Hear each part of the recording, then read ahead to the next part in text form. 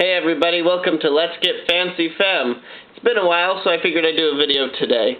Today's topic is fat shaming, skinny shaming, fit shaming, and body positivity. Trigger warning, for anybody who has issues with these topics, please, you might not want to watch this video. Alright, so body positivity is a growing movement within feminism itself, and it's something that I really enjoy, and I really talk about a lot. And so I figured I would do a video on this, especially since in my life I've kind of noticed all of these experiences kind of coming together and recently have been dealing with such issues. So let's start off with fat shaming. There is definitely a prejudice in this world against heavy-set people. And often a lot of those people experience troubles of being shamed for being overweight. Now, this can include people being downright called fat or ugly, and this to their face or behind their back, or this could include going up to a person who happens to be eating a cereal or something like that, let's say that, and go, oh, that's really fattening. It's not your damn business if it's fattening or not. That's that person's damn business, and leave them alone. But this leads me to the other topic. Fat shaming is not alone. And unfortunately, other people can experience skinny shaming. Skinny shaming started in the 90s. And it really kind of happened after so many people had been talking about, oh, fat, it's disgusting, fat, it's ugly. If you're looking in all the celebrity magazines, this is where you would really see this topic. And finally, and this is a horrible way to say this, but this is how it happened, anorexia and bulimia became popular in the public conscience. And I don't mean necessarily popular in the good way of like, oh, now we're getting it out there, now we know it's a bad thing to have. No.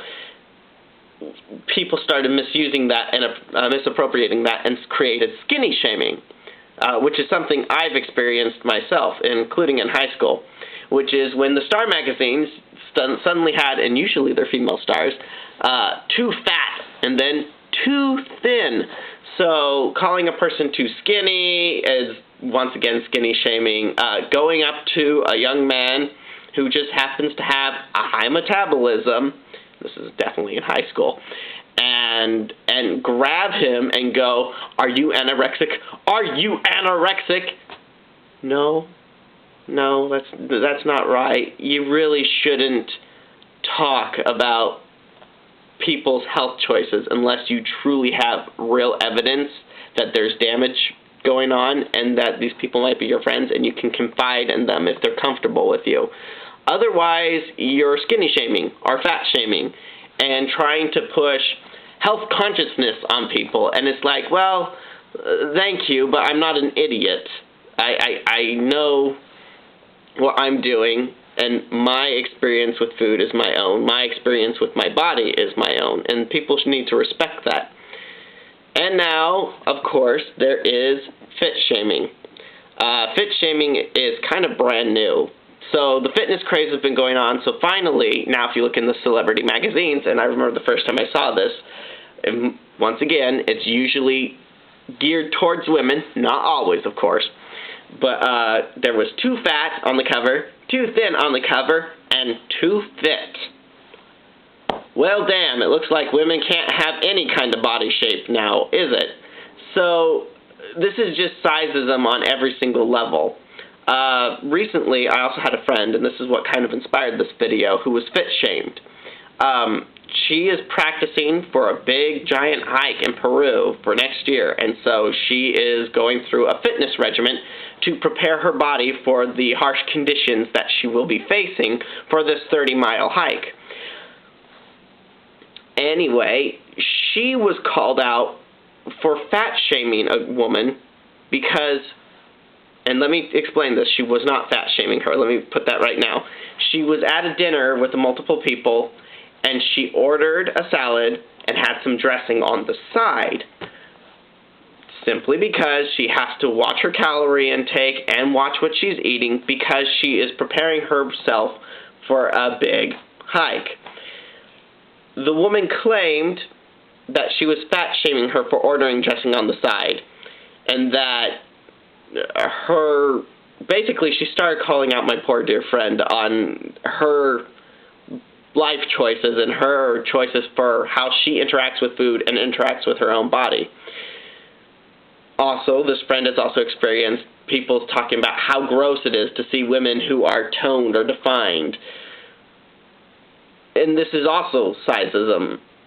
So my friend wasn't really fat-shaming because she never once commented on the other woman's choices of food or her body shape or anything like that.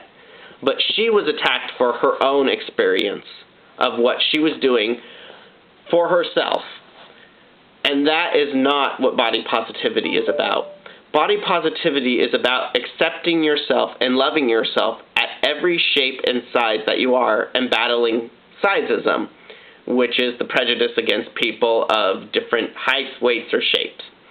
And we have to understand that to critique somebody and their relationship with food, be it we think they have too little, too much, or they're just going too crazy because they don't want to look too toned. Once again, specifically, this is mostly for women. And their relationship with exercise and body alterations that we make to ourselves for specific purposes. It's none of our damn business. What we all do, except for, our own bodies and our own relationships. It's all very personal. Nobody should be critiqued on being overweight. Nobody should be critiqued on being too thin. And nobody should be critiqued on being fit. That's something we all have to make a choice ourselves. Today, if you notice, I'm wearing my glasses, and that was my little thing of body positivity, because usually, if you've noticed in my videos, I choose not to wear glasses. But hey, we all have stuff about our bodies that we have to work on ourselves, and we have to learn to love, and this is one of them. So I figured I would wear my glasses as a day to attribute that shapes, sizes, how we see, we might need stuff. The point is, love yourself and let other people love themselves the way they want to. Do not critique others on how much food they eat, on how little food they eat, or how much they exercise, or how little they exercise. That's what I have to say today. Salutations, folks.